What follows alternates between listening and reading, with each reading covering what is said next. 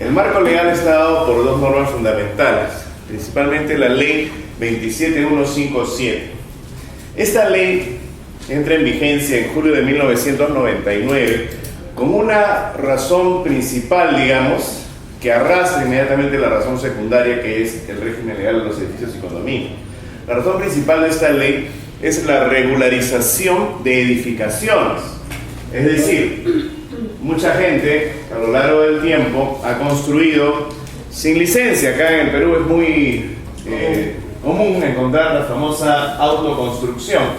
Entonces, ¿qué pasaba? Que era demasiado engorroso regularizar esas edificaciones en aquella época, ¿no? Entonces estamos hablando de los años 90, hay toda una revolución acerca de formalizar la propiedad, se crea COFOPRI, se crea el registro federal urbano, se crea una serie de normas para facilitar el acceso a la formalidad, para que todas aquellas personas que teniendo un lugar donde viven, por efecto de las invasiones o de lo que fuere, pudieran sanear y regularizar su propiedad.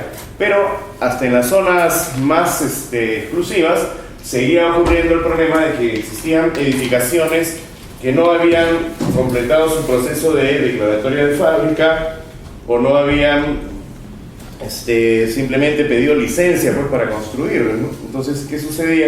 En aquella época, que todas las construcciones de edificaciones que debían regularizarse pasaban por un proceso muy engorroso y una serie de pagos, de multas, había que pagar el seguro social, la Ministerio de Trabajo, etc.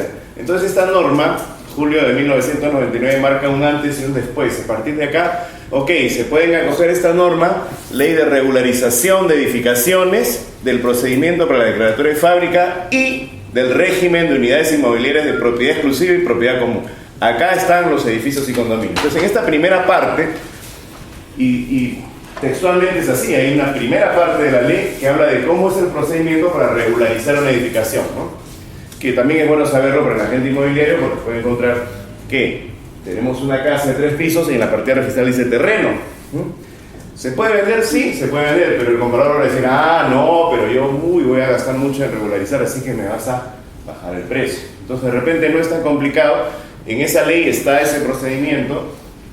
Hay que solicitar los servicios de un verificador inscrito en los registros públicos, que sea arquitecto, bueno, son arquitectos, ingenieros civiles, quienes están inscritos ahí, y ellos tienen la capacidad de otorgar ellos la declaratoria de fábrica en base a una inspección, tratamiento técnico, levantamiento de planos, de memoria ejecutiva, etc.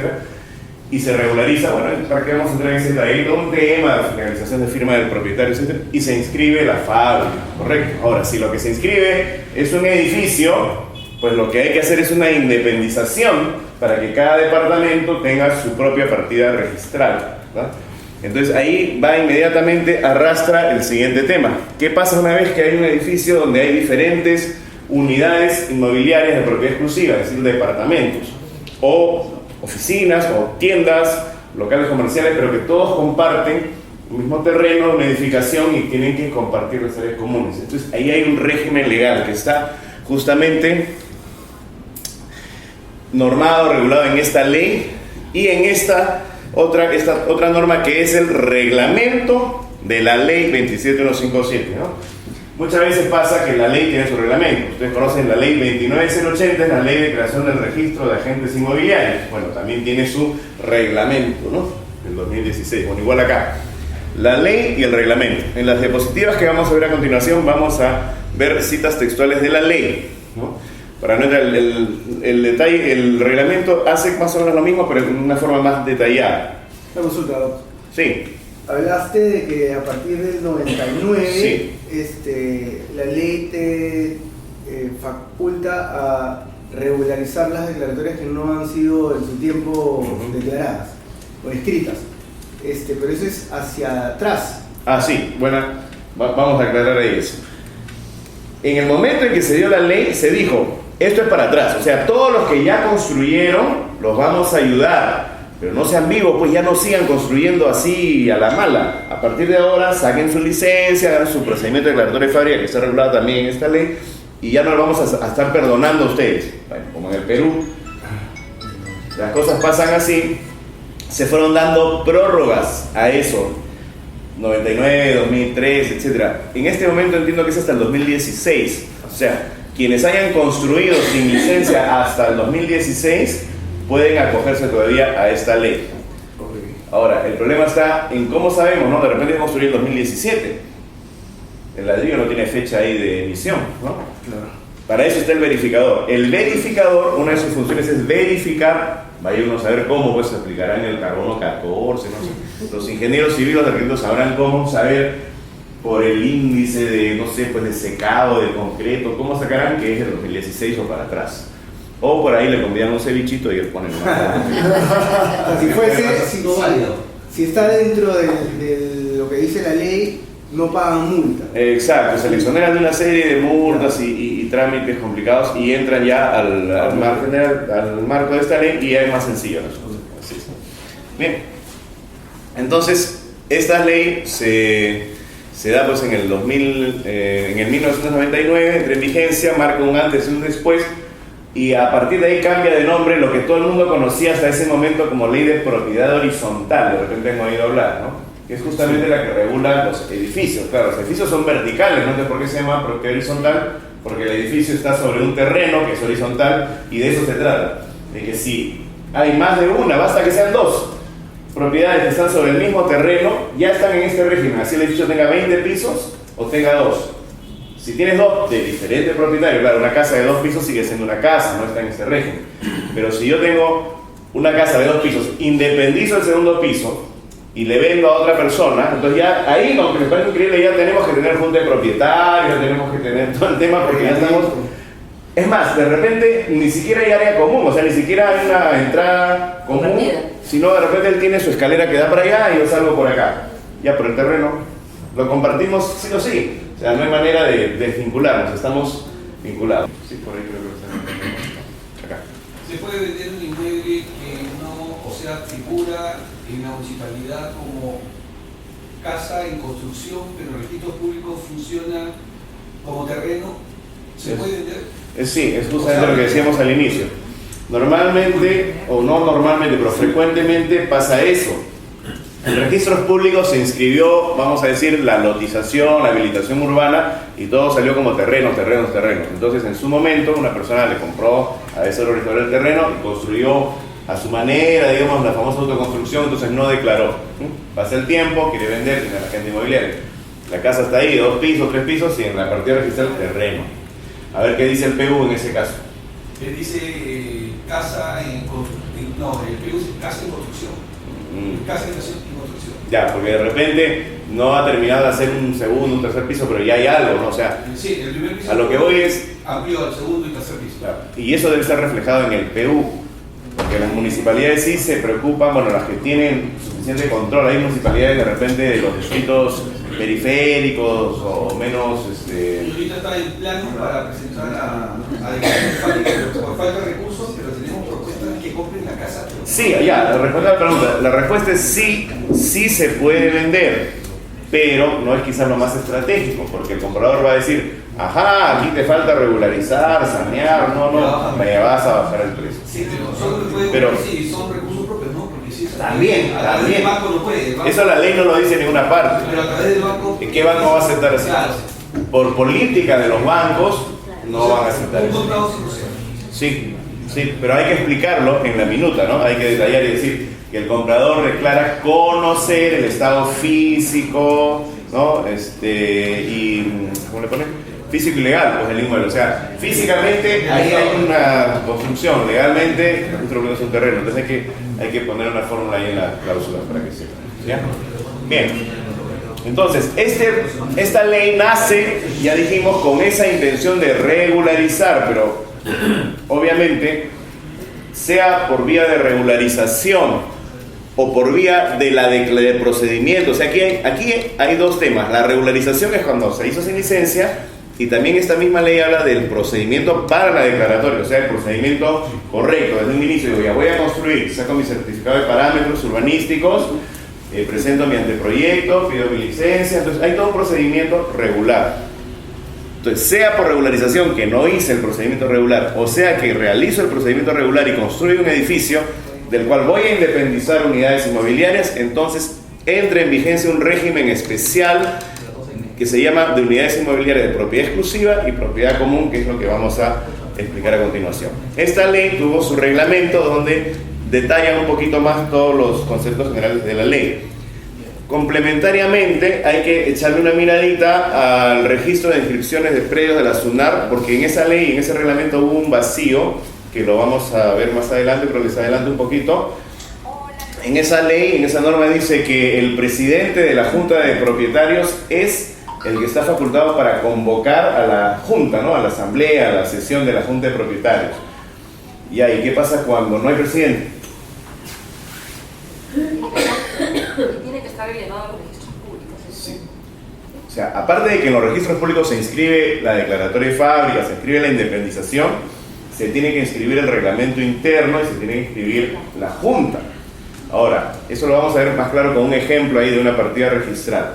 La Junta de Propietarios, una cosa es que aparezca en registros públicos un asiento que diga Junta de Propietarios, diga muy bien, qué bonito, pero ahí en ese momento es el momento en el que recién se está inscribiendo simultáneamente con la declaratoria de fábrica y con la independización. Entonces, poner un asiento que diga Junta no significa que ya la Junta esté formalizada. Es como un cascarón vacío que todavía no tiene integrantes, porque en el momento en que se inscribe una declaratoria de fábrica o una independización, existe un solo propietario inscrito en registros públicos, que es el propietario del terreno, que es generalmente la constructora. Entonces la constructora declara que ha construido, declara que ha otorgado un reglamento interno y automáticamente la ley dice, por el solo hecho de declararse el reglamento interno se inscribe una junta de propietarios. Pero es como dejar simplemente la puerta abierta para que una vez que ya los compradores de los nuevos departamentos se inscriban en las partidas independizadas, recién ahí elijan un presidente y ese es el que se va a inscribir. O sea, para hablar de que el edificio tiene junta de propietarios formal, necesariamente tiene que haber un presidente de la junta de propietarios inscrito. Eso es lo que tenemos que cerciorarnos. Porque ese presidente ya está, ya lo vamos a ver ahora, investido. Pero eso se hace como un anexo después. ¿Cómo? Claro, porque yo le hago la escritura, pero no tengo todavía la venta de los departamentos, por decirlo, ¿no? Entonces, solamente... ¿A qué escritura se refiere? La declaratoria de fábrica. Ya. ¿No? Pero no tengo todavía la venta. No, pues, o sea, usted es la constructora, entonces está poniendo en esa situación. Yo, constructor, tengo la obligación de declarar, ya no es un terreno, ahora es un edificio.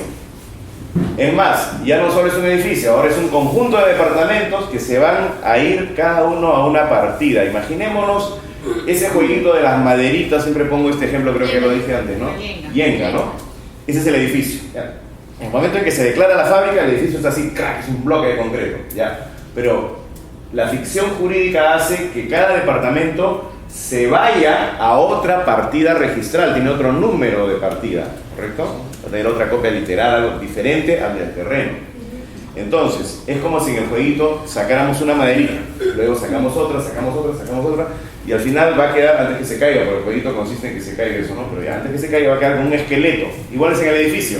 Si le sacamos todos los departamentos, los estacionamientos, los depósitos, ¿qué cosa queda? Escaleras, ascensores, ¿no? Las áreas comunes. Exactamente pasa lo mismo. Esas áreas comunes se quedan en la partida registral y cada departamento empieza una nueva vida en otra partida registral, una nueva historia, digamos, ¿no? La Junta de Propietarios, una vez electo el presidente, se inscribe en la partida registral donde quedaron las áreas comunes, o sea, la partida matriz. ¿Ya? Esa es la idea. Listo, entonces hay que echar una miradita a este reglamento, decíamos, porque ahí está la solución al vacío que decía hace un momento, ¿no? La ley dice que el presidente es el que convoca a la sesión de la Junta. Ya, pero cuando no hay presidente, dice la ley, la constructora. Ah, qué bien. Una constructora responsable, diligente, va a llamar una vez que ha vendido un porcentaje, por lo menos la mayoría, más de la mitad, porque cuando no se termina de vender, la constructora pasa a ser un propietario más, ¿no? Si se queda con unos cuantos departamentos, pero ya son los propietarios, la mayoría de departamentos, quienes eligen quién va a ser el presidente, etc. Entonces, una constructora diligente, responsable, convoca a sus clientes y les dice, bueno, ya para que ustedes elijan su presidente, y ya la constructora deja de ser la encargada de la administración y todo lo demás. Así debiera ser, pero no siempre sucede. Hay constructoras que terminan peleadas, con juicio, con los propietarios. Entonces ya que va a estar convocando a junta. Y por otro lado, la ley dice que solamente el presidente puede convocar, entonces hay un vacío ahí en la ley 27157, que es la que regula este régimen. Entonces el vacío se llena con esta norma, porque SUNAR, ya lo vamos a ver al final de las diapositivas, donde dice que este reglamento establece que cuando no se ha convocado por la constructora y no existe un presidente para elegir al primer presidente, lo puede hacer un grupo de vecinos, de propietarios, que en su conjunto sumen un 25% de porcentaje de participación en las áreas comunes. Y ahí entramos a otro concepto que vamos a explicar más adelante. Cada propietario, o vamos a explicarlo una vez, cada propietario tiene un porcentaje de participación sobre las áreas comunes que generalmente es directamente proporcional al área ocupada. Eso se establece en el reglamento interno. Y normalmente todos los reglamentos internos otorgados por las constructoras, que es la que otorga el reglamento en el momento de la declaratoria de fábrica, o perdón, en el momento de la independización, establecen ese criterio, el de área ocupada. ¿Correcto? Entonces, ¿qué quiere decir eso? Que quien tiene, por ejemplo, un dúplex va a tener el doble de área que el que tiene un flat, ¿no? Digamos que todos sean así, el mismo perímetro, ¿verdad? Eso le va a dar a esa persona un mayor peso en el momento de las votaciones. Primero para calcular el quórum, luego para el momento de las votaciones, y podría ser también que sea directamente proporcional al costo del mantenimiento. Podría ser, eso ya es un acuerdo de la Junta de Propietarios. Entonces, eso lo vamos a ver más en detalle en las siguientes diapositivas. Las otras normas que hay que tener como referencia es la 29080 del agente inmobiliario y esta 29090 de habilitaciones urbanas. Ya, entonces para entender mejor el concepto de propiedad exclusiva y propiedad común, una repasadita de lo que hemos visto en algunas charlas antes, que es la propiedad, que es el poder jurídico que permite usar, disfrutar, disponer y reivindicar un bien, ¿no? Esa es la definición legal de propiedad, poder jurídico de usar y disfrutar, que todos entendemos, usar, vivir ahí. Disfrutar es percibir frutos, ¿no? Disfrutar no es bañarse en la piscina, tomar sol en la terraza, sino es percibir frutos. Disponer es que puedes vender, alquilar, y reivindicar es que lo puedes recuperar. Estas son las atribuciones del derecho de propiedad, ya no tenemos en más detalle.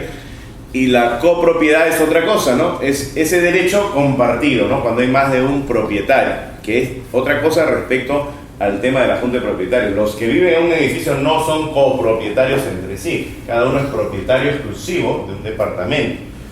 Y tampoco es que las áreas comunes son una copropiedad, tienen otro régimen. O sea, la copropiedad es cuando un bien pertenece por cuotas ideales a dos o más personas y las cuotas se presumen iguales, etc. Son las normas que da el Código Civil para regular la copropiedad, ¿ya? Pero en el caso de los edificios es otro régimen. Aquí se habla de propiedad exclusiva y propiedad común. Propiedad exclusiva es un derecho absoluto, similar al de propiedad. Permite realizar actos de disposición, vender, donar, arrendar, etc. O sea, yo no tengo que pedirle permiso a nadie por cosas que yo haga de la puerta de mi departamento para adentro, ¿verdad?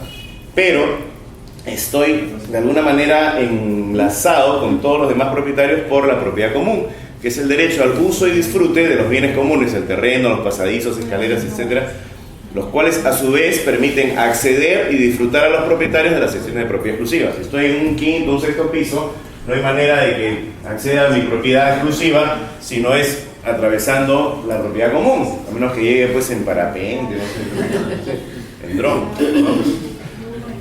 Consecuentemente, cuando se transfiere un departamento, y eso es algo que es importante explicárselo a los clientes, a los compradores, que es normalmente no, que a veces sucede, que no han vivido nunca en un edificio, no hay gente que está vendiendo su casa, donde vivió toda la vida, y se va a ir a un departamento donde la cosa es diferente, ¿no?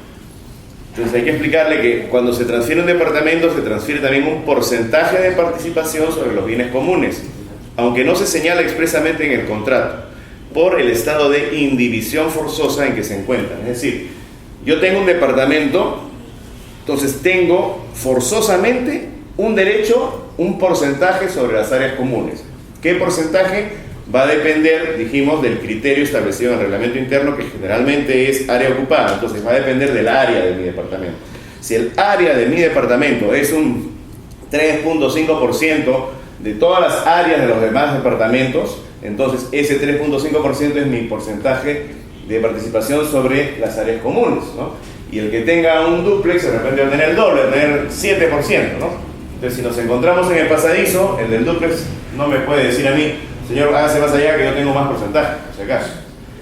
El uso y disfrute es el mismo para todos, así tengas uno y el otro tenga 10%. Esos porcentajes se van a hacer evidentes al momento de las votaciones, del quórum y tal vez también de las cuotas, si es que así lo acuerdan, ¿no? Y es una indivisión forzosa, o sea, yo tampoco puedo decir, uy, necesito plata, voy a vender mi porcentaje de participación en las áreas comunes y me quedo solo con mi departamento. No se puede, es un solo paquete, ¿ya? Entonces este régimen, una vez que ya hemos hecho este pequeño repaso de propiedad, copropiedad, propiedad exclusiva, propiedad común, estas categorías jurídicas dan lugar a un régimen especial de propiedad inmobiliaria que está regulado en esta ley 27157, que se aplica a edificios de departamentos de uso residencial, comercial, industrial, mixto, quintas, casas sin copropiedad, centros, galerías, comerciales, etc. Todos aquellos lugares donde haya bienes comunes, ¿verdad? Esa es la idea, que se regula cualquier situación en la que haya bienes comunes. Este régimen jurídico supone la existencia de una edificación o un conjunto de edificaciones integradas por secciones inmobiliarias de dominio exclusivo. Puede ser estos condominios donde hay torres también, ¿no? Pertenecientes a distintos propietarios, bienes y servicios de dominio común. Cuentan con un reglamento interno y una junta de propietarios, ¿ya? Este régimen supone la existencia, dijimos, de unidades de propiedad exclusiva, susceptibles de ser independizadas de bienes de uso común, sujetos... acá hay otro, miren, la diferencia. Este de aquí es propiedad exclusiva y propiedad común. Este de acá es independización y copropiedad. Con un ejemplo va a ser más claro de entender. Normalmente vemos que cuando fallecen los propietarios, los hijos heredan y se convierten en copropietarios. Y para poner la cosa sencilla, vamos a imaginarnos que son dos hermanos que han heredado un terreno, y en ese terreno los padres habían hecho dos casas, una al lado de la otra, ¿ya? Que no es lo mismo que si hubiesen hecho una casa de 2 pisos. Si hubiesen hecho una casa de 2 pisos y los hijos en el tiempo independizan y se adjudican cada uno un piso y otro piso, están en el régimen de propiedad exclusiva y propiedad común porque comparten el terreno. Pero si tienen las 2 casas, 2 chalets, 2 bungalows separados, cada uno tiene su propio terreno, son susceptibles de independizarse, sí. Entonces yo independizo mi bungalow, mi chalecito, y no comparto ni el terreno, ni tengo a nadie encima, y mi hermano está más allá. Y lo que queda, el área verde, bonita, un jardín hermoso que había ahí, sigue siendo copropiedad porque solo hemos independizado nuestros chalecitos, nuestros bungalows, ¿ya? Entonces esa sería la manera más fácil de entender este régimen. Régimen de independización y copropiedad supone la existencia de unidades inmobiliarias de propiedad exclusiva, susceptibles de ser independizadas, los chalecitos, y bienes de uso común, el jardín, ¿ya? Sujetas al régimen de copropiedad regulado en el Código Civil, que es el que estábamos hablando al inicio. Las unidades inmobiliarias de propiedad exclusiva comprenden necesariamente el terreno que ocupa cada una. Solo se puede optar por este régimen en caso de que las unidades inmobiliarias estén conformadas por secciones de un solo piso. Aquí está la gran diferencia. O que de contar con más de un piso pertenezca al mismo propietario. O sea, esos mismos hermanos después pueden construir un segundo, un tercer piso, pero sigue siendo una sola casa, una sola unidad. Ahora, si ese hermano independiza y vende el tercer piso, ya entra al otro régimen, porque ahí sí va a tener diferentes propietarios en un mismo terreno. Entonces la lógica es esa: si yo tengo un solo terreno, es mi terreno, yo ahí puedo construir, es mío, por más que lo haya independizado de un área común, que es copropiedad en este caso. Pero si ya vendo el de arriba, vendo el de abajo, ya estamos forzosamente en el otro régimen, ¿correcto? Y decía, ¿no?, que solo un piso, que si contar con más de un piso, pertenezcan al mismo propietario y los pisos superiores se proyecten verticalmente sobre el terreno de propiedad exclusiva. O sea, la idea es que yo no invada el otro terreno, sino que es en mi terreno yo puedo construir los pisos que quiera y seguirá siendo propiedad exclusiva porque es solamente mío, mi casa de 10 pisos si quiero, ¿no? Pero si independizo y vendo, ya entro al otro régimen. Entonces esta ley ya dijimos que se aplica a edificios, departamentos, quintas, casas, galerías, etc. y da algunas definiciones, dice, ¿no? Que se entiende por edificio, departamento, unidades inmobiliarias que cuentan con bienes y servicios comunes y secciones de propiedad exclusiva ubicados en edificaciones de más de un piso. Ahí está la diferencia. Las famosas quintas, ¿no? Unidades inmobiliarias de propiedad exclusiva que cuentan por lo menos con un pasaje de acceso, ¿no? Calidad de bien común. Es bastante, Miraflores, ¿no? Con un pasadizo, con casitas. Casas en copropiedad es cuando, por ejemplo, el caso de la herencia, unidades inmobiliarias de propiedad exclusiva que cuentan con áreas recreativas adyacentes, el jardín del que hablábamos, de propiedad común, de servicios comunes.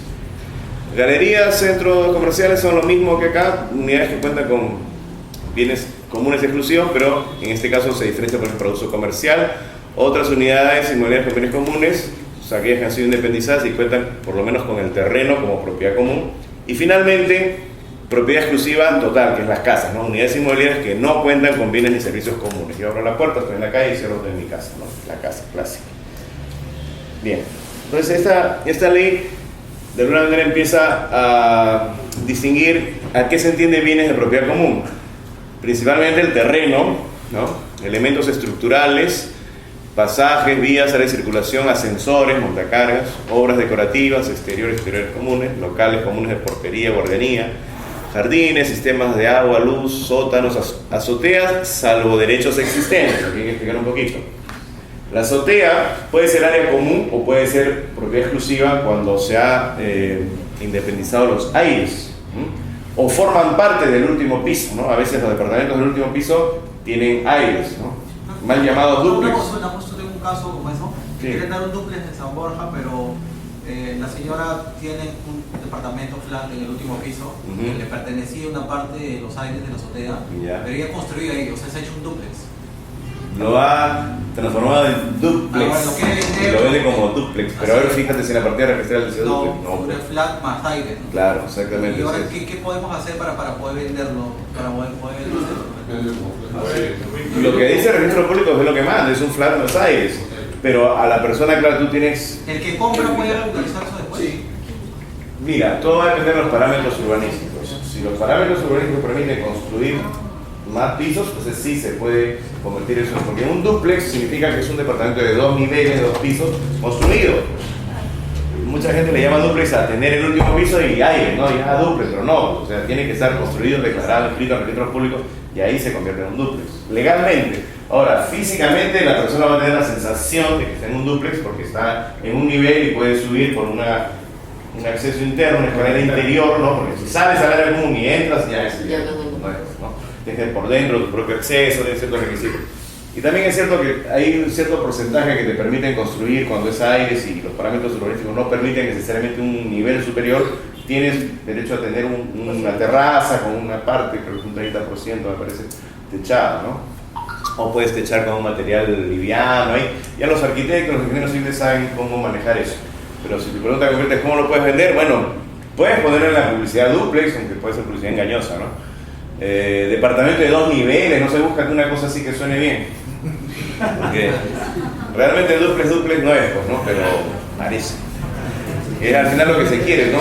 Alguna vez oí decir a un expositor esto que el agente inmobiliario no vende inmuebles, sino vende experiencias.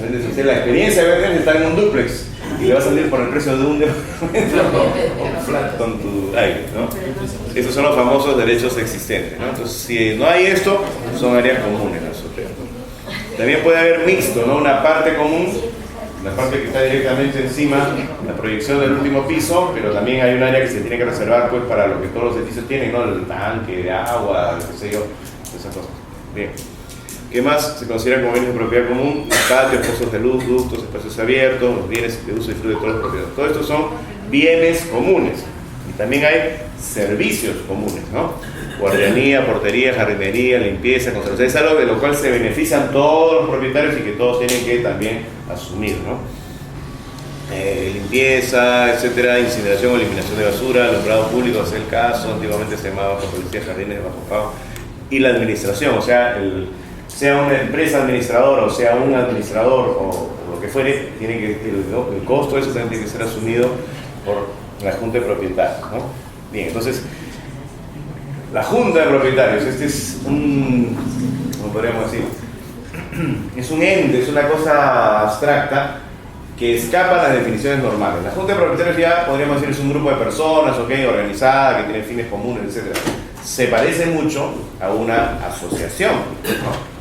Pero las asociaciones son personas jurídicas inscritas en el registro de personas jurídicas. Las juntas de propietarios no se inscriben en el registro de personas jurídicas, sino en el registro de propiedad inmueble. Entonces ahí hay un poco una especie de paradoja legal. Bueno, la junta está constituida por todos los propietarios. Yo acá le agregaría inscritos en los registros públicos, porque muchas veces pasa que la persona compra con una minuta, generalmente minuta de compraventa de bien futuro, ¿verdad? Que se le conoce como venta en plano, preventa, ¿no? ¿Qué otros nombres así? Venta en proyecto, etc. Firma su minuta paga el precio, porque viene financiado por un banco, etc. Entonces ya es propietario, ¿no? Pero no está inscrito todavía porque aún no se ha hecho la independización. Una vez que se inscriba la independización, lo correcto es que inmediatamente se inscriba también ahí la compraventa de estos primeros compradores. Pero no siempre sucede, un segundito, no siempre sucede, a veces por descuido, ignorancia o qué sé yo, no se realiza. Llega el momento de regularizar la junta de propietarios y vamos a ver quiénes están inscritos en los registros públicos, porque el registrador va a verificar. Si se elige un presidente y se le presenta al registro público que se ha elegido tal señor, el registrador, antes de inscribir eso, va a verificar que en las partidas independizadas figuren como propietarios los mismos que están aquí participando en la asamblea y que han elegido, ¿no? ¿Quiénes serán? Pues, ¿no? Está peor que las elecciones de las firmas falsas, una cosa así. Bueno, entonces, ahí yo, por eso es que me atrevo a agregarle acá a la ley que se entenderá como miembros de la Junta los propietarios ya inscritos en los registros públicos. ¿No la nueva Junta de Propietarios debe ser inscrita? Claro, a ver, entendamos, la Junta es el total, es como decir la asamblea. Lo que se inscribe es el representante legal, que es el presidente.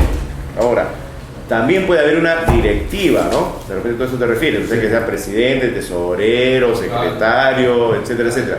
Puede haber, la ley permite que haya, pero también la ley permite que no haya, pero dice, por lo menos tiene que haber un presidente, porque hay edificios pequeños donde nadie quiere asumir responsabilidades y a lo mucho agarran ahí al que tiene más tiempo, al vecino entusiasta, ya, presidente. ¿Me iba a contar algo? Sí, la consulta, ¿por qué las constructoras, por ejemplo en mi caso, yo compré un departamento de Los Prados y el registro público se aparece mi departamento, pero no, yo compré la cochera de contado y no aparece la cochera? Y cuando digo al lado de Lamas, me dicen que está como bien futuro. Entonces yo pagué por los gastos reglamentarios, ¿por qué no lo declaras? Hay una sanción. Hay que ver, perdón. Hay que ver. La consulta personal tiene que pasar por acá. Sí, ¿no? Ya, vamos. Normalmente las constructoras deben declarar todo el proyecto una vez terminado, incluyendo tanto departamentos como cocheras, depósitos, etc. ¿Ya? Quizás en su caso habría que ver el caso particular, habría que tener una sesión privada. No, la municipalidad sí multa si es que no está declarada el incremento del valor, pero registros públicos no, pues, o sea. No, pero yo con la constructora, ¿puedo aplicar alguna penalidad? Tendrías que leer tu contrato y ver si que no creo, generalmente las constructoras se protegen en eso. Pero a ver, la idea es esta: se construye el edificio con cocheras, estacionamientos y todo se inscribe en un solo paquete, digamos, ¿no? Pero en realidad bajo un mismo número de título, todo ingresa bajo un mismo expediente, digamos, a registros públicos, y el registrador empieza a verificar y a independizar ahí los departamentos, los estacionamientos, y todo debe hacerse en un solo acto. Pues yo me imagino, ahí lo que ha ocurrido es que ha habido dos etapas, dos momentos. En un momento hizo los departamentos y en otro momento hizo los estacionamientos, hizo usted el trámite. ¿Será así? No lo sé. Habría que ver el caso particular. Lo normal es que se inscriba todo en un solo momento. En muchos, el tema del inquilino, evidentemente no tienen voz ni voto en la Junta de Propietarios. ¿Hay alguna forma que el propietario otorgue? Los inquilinos tienen voz, pero no tienen voto. A menos que el propietario les dé una autorización para participar en su representación, sea mediante una carta de poder o en el contrato de arrendamiento, una cláusula donde diga eso también. ¿Puede ser un poder simple? Sí, es un poder simple. La ley solamente dice el poder para representar al propietario deberá conferirse por escrito, nada más. No dice que sea por escritura pública. Pero firma Sí menciona la escritura, no tampoco. Nada. Claro. Solamente dice por escrito. Entonces bastará una hoja de papel que el propietario diga: autorizo al señor tal, que puede ser el inquilino, puede ser un X también, un amigo de él, a que me represente en la Junta de Propietarios, pero para esa sesión del día tal, y deberá tener otro papel para la otra sesión, a menos que ya haya un poder inscrito en registros públicos, un poder por escritura pública, que entre las facultades diga para representar en Junta de Propietarios. Entonces ya basta con una sola vez que vaya y les diga: yo soy el apoderado del señor tal, aquí está la copia de mi testimonio, de vigencia de poder, y ya con eso se representa. ¿Y con ese poder puede ser elegido miembro de la directiva? Tendría que decirlo expresamente, ¿ah? Pero el director de la directiva, o sea, para ser presidente de la directiva, tiene que ser por votación de las que están presentes, ¿no? Sí, claro. Tiene que haber una convocatoria, un quórum, ¿no? Y Si le toca, una Pero tendría que decir, o sea, yo te otorgo, yo soy el propietario, ¿eh? Yo te otorgo poder para que me representes en la junta. Y ahora resulta que te elige el presidente a ti. Y yo, ¿qué cosa? ¿Cómo? ¿Y tú vas a estar ahí representando? No, pues tampoco. Yo tendría que haber delegado eso, ¿no? La opción de elegir y ser elegido, una cosa así. Ya para asumir yo mi responsabilidad. Bueno, entonces la junta, aquí viene lo que les decía. La junta está constituida por todos los propietarios, etcétera, y tiene la representación. Yo les agregaría ahí que sean inscritos. La junta de propietarios, ojo acá, dice, se constituye plenamente al otorgamiento del reglamento interno. A ver, entendamos eso. En el proceso de inscripción de la independización, la constructora tiene que presentar todo un grupo de planos, memorias descriptivas relativos a la declaratoria de fábrica, o sea, la descripción del edificio. Y luego viene todo lo relativo a la independización, donde va otra vez a repetir lo mismo, pero por separado, o sea, planos del primer piso o del departamento tal, memoria descriptiva del departamento tal, para facilitar que todo eso dé lugar a un nuevo asiento, o no asiento, es una nueva partida registrada. Ahí es que tiene que presentar la constructora un reglamento interno, o sea, la constructora que todavía no sabe quiénes van a vivir ahí, qué gustos tendrán, qué cosas querrán hacer, ya tiene que anticiparse y en un reglamento interno decir qué normas van a regular la convivencia de esas personas. Ahora, no es tampoco tanto así que la constructora tenga que inspirarse y decir, bueno, vamos a decir que acá van a vivir personas. No, no, no. Ya hay un reglamento interno modelo que está publicado en internet, ahorita lo vemos, donde se ciña lo que dice la ley. Ahorita vamos a pasar a ver lo que es el reglamento interno y va a decir, el reglamento interno deberá contener la definición de las áreas comunes, la definición de las áreas de protección. Es muy técnico, no es el antiguo, el estilo del reglamento interno antes del año 99, era más un manual de convivencia, donde decían que le saca la basura, que le saca pasar el perro y qué sé yo. Ese tipo de cosas también pueden formar parte de ese reglamento moderno, digamos, actual, pero ese reglamento actual exige una serie de características que las vamos a ver ahora de orden más bien técnico, ¿no? Porcentaje de participación en áreas comunes, etcétera. Descripción de los bienes, de los servicios comunes, etc. Pero aquí quiero llamar la atención sobre esto. Dice, la Junta se constituye, pues de constitución, al otorgamiento del reglamento. Entonces, el registrador recibe en todo el expediente, con la declaratoria de fábrica, con la memoria descriptiva, los planos, recibe un reglamento y por el solo hecho de ver, ya dio su reglamento, entonces, cumpliendo con lo que dice la ley, extiende un asiento que dice Junta de Propietarios. Entonces ahí uno se puede equivocar y decir, ya este edificio ya tiene junta. No, lo que tiene es una inscripción que en función a lo que dice la ley. Vamos a verlo con un ejemplo práctico, ¿les parece? Vamos a abrir, yo por acá tengo una cosa de esas. ¿Dónde está?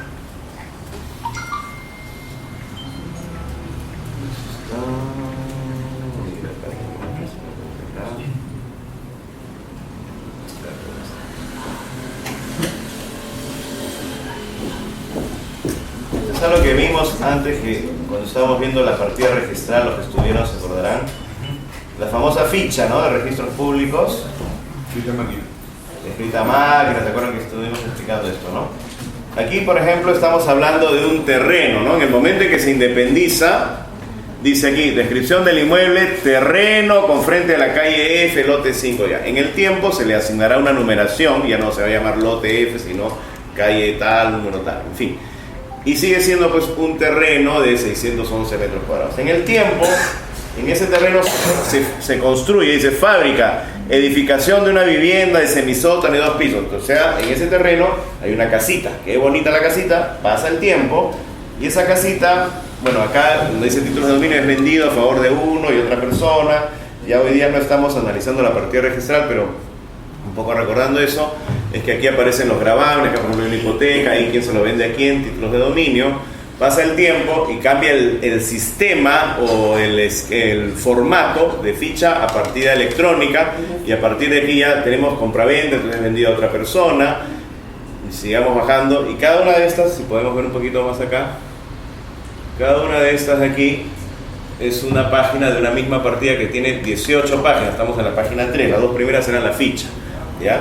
Entonces seguimos avanzando en el tiempo también, y vamos a ver que ahora se levanta la hipoteca que estaba inscrita en la ficha, estamos en el 2001, ¿ya? Seguimos avanzando y vemos que se va a inscribir otra hipoteca a favor de una persona natural que seguramente le prestó el dinero a este que compró. Pasa el tiempo, eso era 2001, y estamos acá en el 2008, que se cancela esa hipoteca a favor de una persona natural y probablemente es para ya venderlo a otro, ¿no? Seguimos avanzando en el tiempo, la misma partida registral, la misma casita, hay un bloqueo hasta que se inscriba. Aquí empieza ya la constructora, entra una constructora, ¿no? Empieza la historia que nos interesa. Estamos en la página 7, hay un bloqueo en el 2008, el bloqueo hasta que se inscriba la compraventa, todos sabemos que es un bloqueo. Y obviamente el siguiente asiento es la compraventa. Entonces aquí tenemos la constructora ha comprado la casita, ¿ya? ¿Y qué hace una constructora cuando compra una casa y lo que quiere es construir un edificio? Bueno, primero necesita recursos, ¿no? Entonces va a pedir un préstamo. Por eso acá aparece un bloqueo hasta que se inscriba la hipoteca constituida a favor del banco tal. Entonces, muchas gracias, no sé dónde apareció esto.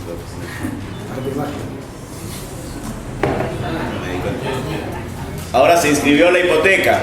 Ok, ya la constructora dispone de $1.594.000 para construir, pero hay una casita. ¿Qué tiene que hacer con la casita? Demoler la estación del tren. Vamos a ver. ¿Conocen esa canción? Ya, echemos abajo la estación del tren. Demolición total. 2009, ya no hay casita. A ver, ¿qué decía acá arriba? Decía vivienda de semisótano y 2 pisos. Chao. En la siguiente ya no va a decir eso. En la siguiente hoja de la partida registral ya va a decir simplemente calle Las Limas número tal. Ya no hay casita. Y ahora sí que dice. No se interrumpa. No cortas la viada. Esto es lo más interesante. Aprovecho y Como que no se dieron ya. Sí, te lo puedes agregar. Quería el baño.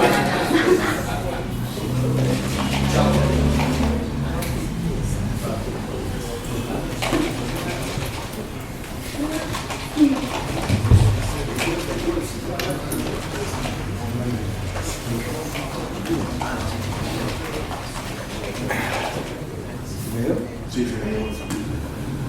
Pero el viste que estoy mandando a dos WhatsApps.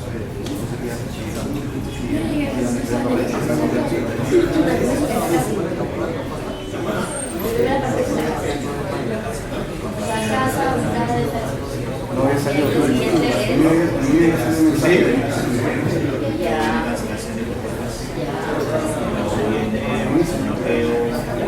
Sigamos con la historia. Entonces, ¿qué pasa después? Ya, lo último fue la demolición. Entonces, después de la demolición, contando con los recursos, la constructora construye, ¿no? Y una vez que construye, tiene que declarar lo construido. Eso se llama declaratoria de fábrica. Entonces, en la declaratoria de fábrica, si se fijan acá, es toda una descripción del edificio, dice, ¿no? Sobre el terreno, ya no es casita, ahora sobre el terreno inscrito en la presente partida, su propietario construyó una edificación cuyos ambientes están distribuidos de la siguiente manera. Y empieza, primer piso, recepción, que es área común, ¿no? Estacionamiento simples, 1, 2, 3, tal, dobles tal, rampas, servicio higiénico, depósitos, sensores.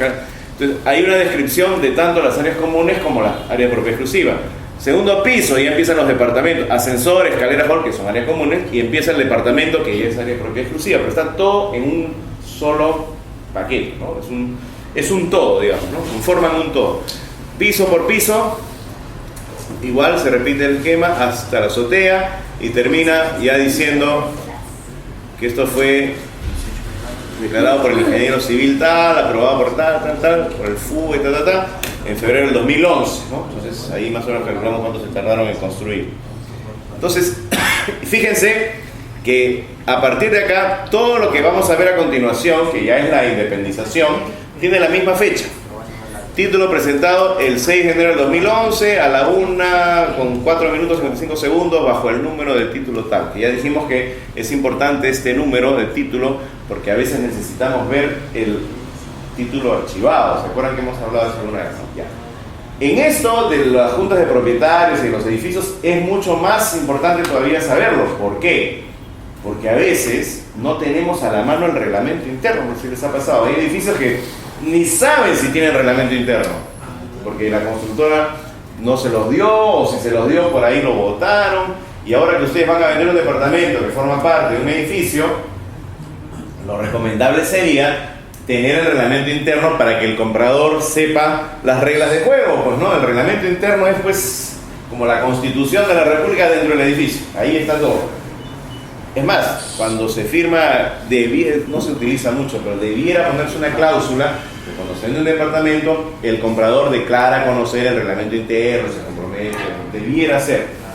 Pero bueno, si no se pone, no hay problema. La ley ya lo establece. La ley dice que todos los que vivan en un edificio tienen que acatar lo que dice esta ley, 25157, y el reglamento interno, sean propietarios o no. Sean inquilinos, sean parientes que llegaron a vivir ahí una temporada, tienen que someterse, la ley lo obliga.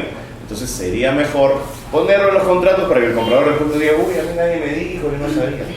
Bueno, en fin, entonces ya tenemos que esto es la declaratoria de fábrica, ya tenemos un edificio de 5 pisos, que todo esto ha sido presentado bajo un mismo título. Título significa, ya, eso quería decir, porque es importante. Ya sabemos que cada vez que presentamos un documento a los registros públicos, le van a poner un número de título, ¿ya? Así como en la notaría le ponen número de cables, ¿no es cierto? Es bonito. Es como decir número de expediente, número de trámite. El registro público lo llama número de título, así lo llaman. Ya no entremos por qué, nada, así lo llaman. Listo. Una vez que ese documento sirve para extender esta inscripción, ese documento se archiva. Entonces ahí pasa a llamarse título archivado. Entonces, si queremos conocer el reglamento interno, tenemos que ir al título archivado. ¿Cómo lo ubicamos? Por este dato, ¿no? La fecha de presentación, dice, el título fue presentado en tal fecha, bajo el número tal. Entonces, teniendo este número y esta fecha, uno pide, lo recomendable es que pidas primero lectura del título archivado. Porque si tú pides copia del título archivado así nomás, te van a dar pues copias de todo el expediente y te va a salir más de 1000 soles. En cambio, si tú haces lectura, visualización es cuando haces lectura de los tomos o de las fichas o de las partidas registrales. Esa es visualización porque ya están todas escaneadas y te pasan una pantalla. Pero el título archivado no está escaneado, son físicos, o sea, te dan todo el tomo donde están empastados ahí los títulos que fueron presentados en ese momento, en esa hora. Porque no creas que es todo el día, y en una hora no sé cuántas colas hay gente presentando cosas. Entonces en esa hora, ahí está tu declaratoria de fábrica, tu declaración, y están, no sé, pues unos poderes, la construcción de una empresa. Entonces te pones a mirar ahí y vas a ver X cosas, ¿no? Pero pasa lo que te interesa. Entonces vas a ver que más o menos, de repente así, tienes planos, tienes todo, y buscas dónde está tu reglamento interno y apuntas. Ok, el título está foliado, ¿no? Entonces el título va de la 01 a la 83, entonces ya. El reglamento está de la 64 a la 71, listo. Entonces pides copia de esas hojas nomás y ya te dan tu reglamento y tal. Puedes tomarle foto ahora. Ahora sí, ¿no? Ya están permitiendo. Es una revolución también. Antes el Poder Judicial también era un delito. Si te agarraban tomando fotos al expediente, te llevaban ahí. Ahora dice, está permitido, puedes tomarle fotos a los expedientes judiciales, y al poco tiempo se amplió esto a los títulos archivados. Lo que sí no te permiten es tomarle a la pantalla cuando haces la visualización, porque claro, le valoran el negocio. Claro. Ya Bien. Entonces tenemos que bajo este mismo número se ha presentado primero la declaratoria de fábrica, y ahí vienen todos los documentos relativos a la independización. Eso es algo también bueno saber. ¿Qué se presenta? ¿Qué presenta una constructora cuando inscribe la independización? La declaratoria de fábrica, y luego a continuación la numeración, me parece que viene. A veces el orden cambia un poco, ¿ya? Pero normalmente va a esto. Dice, al inmueble inscrito en esta partida le corresponde la siguiente numeración, porque obviamente, cuando era una casita, tendría una puerta y de repente un garaje, ¿no? Ahora que es un edificio, de repente ya tiene varios accesos a las cocheras, no sabemos, ¿no? En este caso, por ejemplo, ya tiene 3, ¿no? Ingreso al edificio, ingreso a los estacionamientos, y acá viene la numeración que se le está asignando a cada departamento. 201, 212. Y esto va a ser posible gracias a un certificado de numeración expedido por la municipalidad, que se presenta bajo el mismo número, a la misma fecha, a la misma hora, porque todo se presenta junto. Entonces ya está el certificado de numeración, ya tenemos numeración. sea, ya tenemos edificio inscrito, tenemos numeración. ¿Qué más va a decir? Va a decir reglamento interno. Ajá, ya tenemos, qué bien, ahí está el reglamento interno. Entonces yo saco una copia literal, digo, señores, ahí está su reglamento interno, todos por favor tienen que acceder a obedecerlo. Por un momento, ¿dónde dice acá? Artículo primero, artículo segundo, porque es un reglamento tendría que tener, ¿no? Esto solamente es una constancia de que existe un reglamento. ¿Qué dice? Pero recoge lo que al registrador le interesa más, que es por ejemplo esto, ¿no? Que los propietarios del inmueble, en este caso la constructora, ha constituido reglamento interno bajo régimen de propiedad exclusiva y propiedad común, por el cual se regirán todas las unidades inmobiliarias, cuyos articulados, o sea, los artículos, corren insertos en los documentos que dan mérito para extender este archivo. Aquí viene, esto es muy importante, el porcentaje de participación que corresponde a cada uno de los propietarios de secciones de propiedad exclusiva sobre las áreas de los bienes comunes, así como los gastos, pues es motivo de controversia también, se atribuyen en función de él, y aquí viene el criterio. Acá dice área ocupada, que es en el 99.9% de los casos el criterio que se adopta. Pero la ley dice que se pueden adoptar otros criterios. Puede ser área techada, que no es lo mismo, ¿no? Área ocupada que área techada. Si estás en, como decía el amigo, ¿no? Arriba tienes área libre, o los del primer piso tienen un patio, tienen más área ocupada que techada. Puede ser por ubicación, que los del primer piso tengan diferente que los del último, porque no usan el ascensor o lo que fuere. Puede ser por uso, si lo que hay en el primer piso son tiendas o oficinas y luego viviendas, pues pueden hacer una distinción, que no es muy común. Lo común es que todo el mundo toma este criterio, área ocupada, y en base a ese porcentaje de área ocupada, la proporción de área ocupada respecto del total del edificio, se establece su porcentaje, como dice acá, porcentaje de participación en las áreas comunes, ¿no? Dice porcentaje de participación, sí. ¿Y eso quién lo determina? El ingeniero, el constructor, o sea, lo otorga en el reglamento. Puede modificarlo, o sea, esto se establece en el reglamento interno. ¿Quién es el llamado a otorgar el reglamento interno? Si es un edificio nuevo, la constructora. Pero si es un edificio que ya fue construido antes de julio del 99, ¿se acuerdan que les dije que julio del 99 es un antes y un después por la ley 27157? Si es un edificio antiguo, puede hacer que tenga un reglamento interno, pero que no va a tener estos requisitos que tienen que tener los reglamentos actuales, que tienen que adecuarse. Puede ser que no tenga simplemente. Entonces los propietarios son los que otorgan ese reglamento. Ahí ellos deciden si van a elegir este criterio o van a elegir otro. Y aunque la constructora, como en este caso, haya elegido este criterio, nada impide que en el futuro los propietarios se organicen en junta de propietarios y decidan cambiar el reglamento interno y cambian a otro criterio. ¿Esos cambios es por mayoría simple? No, de mayoría calificada, 2/3 partes. Sí. Ya, entonces se deja constancia que los demás datos constan en el título que se archiva, ¿no? El título archivado, ahí está todo el reglamento. Pero sin embargo, dejan constancia que tiene características de bienes comunes lo siguiente, ¿no? El terreno, los cimientos, qué sé yo.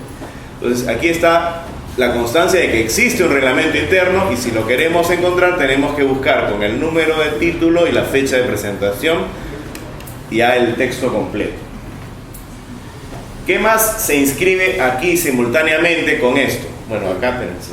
Por alguna razón esto no entró en el mismo archivo. Déjenme buscar lo que está por acá. Acá continúa. Esa es la continuación.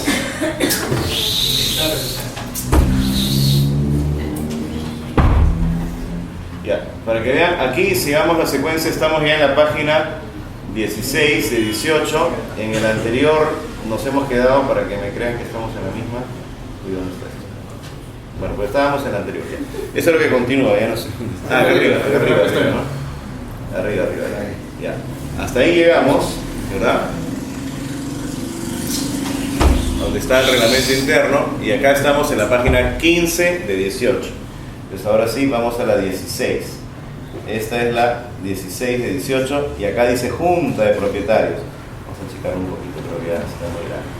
Entonces cuando alguien revisa la partida registral y no ha estado presente en la clase de hoy, puede entender, ya, el edificio tiene junta, señor, el departamento que estamos vendiendo ya tiene junta, ahí está, ahí dice.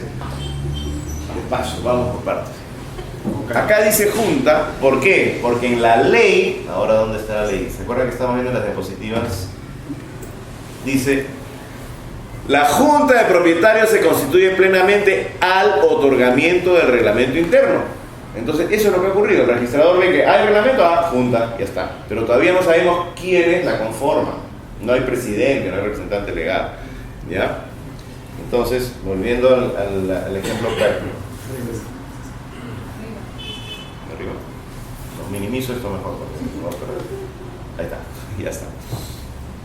Ok, junta de propietarios. ¿Qué dice? Los propietarios, la constructora, del inmueble inscrito en esta partida han constituido la junta de propietarios con las facultades que obran en los documentos que dan mérito a extender el presente asiento. Así consta en el documento privado de reglamento interno, etcétera, etcétera. Ahora, vamos a tener que volver a la ley para ir paralelamente. ¿Qué más dice la ley? Dice, la junta de propietarios se constituye plenamente al otorgamiento del reglamento interno, vamos a agrandarlo aquí, el cual contendrá, dice, obligatoriamente la nominación del presidente si existiera pluralidad de propietarios. Pluralidad de propietarios que más de uno. Pero en el caso que estamos mostrando es la constructora, que es uno. Pues no hay pluralidad, por eso no hay presidente. Pero si ya fuera el caso de un grupo de propietarios que se está organizando para regularizar la situación, ahí sí tienen que designar un presidente y eso se inscribe junto con el reglamento. Ya. Su inscripción, estamos hablando de la junta de propietarios, su inscripción se efectúa en el registro de propiedad inmueble. Habíamos dicho que la junta de propietarios es un ente que representa a los propietarios, por lo tanto tiene personería jurídica. Sin embargo, no se inscribe en el registro de personas jurídicas. ¿Dónde se inscribe? En el registro de propiedad inmueble. ¿Y dónde? En la partida registral del predio matriz que corresponde a los bienes comunes. Esa es la razón por la cual aquí, en nuestro ejemplo, estamos en la famosa partida registral, que era la casita, que la tumbaron, y aquí se está inscribiendo la junta de propietarios, ¿correcto? Bien, entonces ya tenemos junta, pero como un cascarón vacío faltan los integrantes de la junta. Bueno, o los presidentes, porque aquí no es que aparecen aquí todos los integrantes, aparecen quién es el presidente. Lo que sí aparece y lo que es muy importante es esto, por fin, la independización. Este es el momento en el que nacen estas nuevas partidas. Cada partida con un número distinto a la partida original, que pasa a ser la partida matriz, es para un inmueble. Acá está empezando por los estacionamientos, ¿no? Estacionamientos simples, estacionamientos dobles, y luego los depósitos, y aquí ya vienen los departamentos. Departamento número tal. Cada departamento tiene su número de partida. Y a partir de ese momento, ese departamento va a iniciar su propia historia, va a ver quién se lo vendió a quién, si lo hipotecó, si se lo embargaron, y qué sé yo, bloqueos, X cosas, sucesión intestada, todo en historia ya. Esta partida pasará a ser la partida matriz. Entonces uno podría decir en un primer momento, ok, entonces ya que cada departamento va a hacer su propia historia, esta partida ya la cerramos, mejor nos olvidamos. No, en esa partida es que se van a seguir inscribiendo la denominación o la elección de los presidentes de las sucesivas juntas de propietarios. Por eso es que esa partida continúa vigente. Y esta partida, ya después de inscrita toda la independización, va a reducir pues, su área, porque acuérdense que con la declaratoria de fábrica pasó de ser un terreno, con la demolición pasó de ser una casa a ser un terreno, y con la declaratoria de fábrica de ser un terreno pasó a ser un edificio de 5 pisos con tantos departamentos. Ahora que se ha independizado, se hace una nueva descripción del inmueble donde dice modificación de área. Efectuadas las independizaciones, el inmueble inscrito en esta partida ha quedado reducido a las áreas y zonas comunes siguientes y describe ya las áreas comunes solamente, ¿no? ¿Por qué? Porque cada departamento ya se ha ido por su cuenta. Ajá, por su cuenta. Listo. Entonces, ese era el ejemplo práctico que quería poner. Ahora vamos a... Aquí está la presentación. A ver, vamos terminando con la presentación. Ya, entonces ya quedó claro cómo es esto de que la Junta se constituye plenamente el otorgamiento del reglamento. Síganme. La Junta entonces es un ente que agrupa a todos los propietarios de las unidades inmobiliarias de propiedad exclusiva que comparten derechos. Sus decisiones o acuerdos, y esto lo dice la ley, o sea, aunque no se haya puesto en el contrato, tiene que accederse a esto. Sus decisiones de la Junta de Propietarios, estamos hablando, acuerdos tomados conforme al reglamento interno, obligan a todos los propietarios. Pueden aprobar incluso el cambio de un bien de propiedad común a propiedad exclusiva, o sea, tienen la potestad de incluso cambiar la naturaleza de un bien de propiedad común a propiedad exclusiva. A ver un ejemplo. Propiedad común, un patio en el primer piso, ¿ya? edificio antiguo, construido esos que tienen puras columnas en el primer piso, todos son estacionamientos, y a partir del segundo piso son departamentos. Por alguna razón, en el momento inicial, solamente era, ¿cómo era? Un área había para estacionamiento y otra área era área común. Y en el tiempo ya los estacionamientos se llenaron y algunos propietarios, ya los hijos que vivían con los padres, o etcétera, o tenían 2 carros, empezaron a estacionar en el área común. Pero claro, con un patio grande no dificultaba el tránsito, o sea, la gente seguía pasando, pero ya el área común estaba siendo ocupada. Hubo cambio de junta de propietarios y por ahí un propietario dijo, oiga, pero ustedes se están beneficiando con el área común, por lo menos paguen pues, ¿no? el equivalente a una renta, esa es una opción. Pero por ahí dije, ¿por qué no les compramos o les vendemos? Ya, perfecto, se puede hacer, consulta así, ahí está.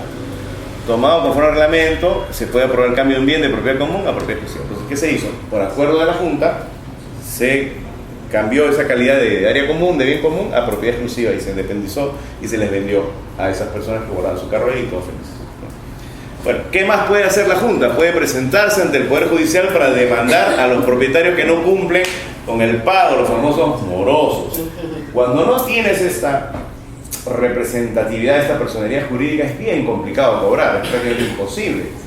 Salvo que le hagan, no sé, pues una campaña psicológica y así también que denuncian, ¿no? Por estar poniendo su nombre. Ese cobro es siempre y cuando esté escrito en el reglamento o automáticamente por ley ya... El reglamento es un reglamento estándar, eso vamos a ver ahorita antes que no vean ahora. Es un reglamento estándar que no tiene que ver con el tema. Lo que la ley pide es que el que esté inscrito en registros públicos sea el presidente que sea elegido en la asamblea. Siguiendo las normas y regulaciones del propio reglamento, se cumple con el quórum y tal, y se elige a una persona, esa persona inscrita acá saca su vigencia de poder o su propia literal, y él va al Poder Judicial y lo demanda al moroso y lo puede pues, embargar y forzar a comprar. Ahí sí. ¿Qué pasa si la Junta se inscribe, por decir, este año el edificio antiguo y el moroso, o sea, es retroactivo? Ya, no, las deudas anteriores no, ya, ahí sí ya. Esa parte que se formaliza, claro, sí, se formaliza, sí. Listo, entonces esas facultades tiene. Ahora, ya dijimos, tiene que haber todos estos edificios sometidos a la propiedad común y propiedad exclusiva, tienen que tener Junta de Propietarios y reglamento interno. Ya hablamos de la Junta de Propietarios, vamos a hablar del reglamento. ¿Qué cosa es un reglamento interno? Dice, las edificaciones que cuenten con secciones ya deben contar. Mire, la ley pocas veces hace tanto énfasis, ¿ah?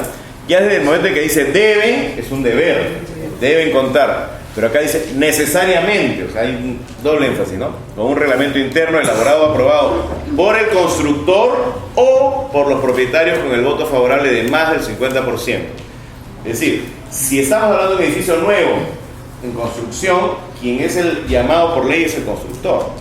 ¿Y en qué caso sería por los propietarios cuando el constructor no lo hizo? Pero tal como está la ley ahora actualmente, el registrador no le inscribiría ni la declaratoria de fábrica ni la independización si no viene con un reglamento interno. Esto está pensado en los edificios de antes de julio del 99, antes de esta ley. Edificios que se construyeron y se otorgó un reglamento que puede o no existir un reglamento interno, pero para que exista uno actualmente tendría que ser con más del 50% de los propietarios, ¿no? Y acá empiezan los requisitos. ¿Qué debe contener el reglamento? Esta es la diferencia con los reglamentos antiguos, ¿no? La descripción de secciones con indicación del área construida, los bienes de propiedad común, los derechos de obligación de los propietarios, ahí sí, en eso sí se puede aparecer, porcentaje que cada uno corresponde en los bienes comunes, todo lo relativo a las sesiones, ordinarias, al quórum, etcétera, etcétera. Esto, de repente, para que sea más fácil de entender, les sugiero que revisen con calma el reglamento que hay en internet, ¿no? ¿Estamos en internet? Ya. Ustedes pongan, sencillamente, aquí, reglamento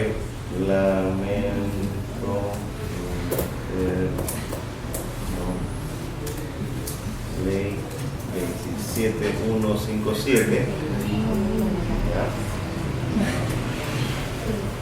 Estos son modelos, ¿no? Modelo de reglamento también se puede poner. Y acá viene, aprueba reglamento interno modelos.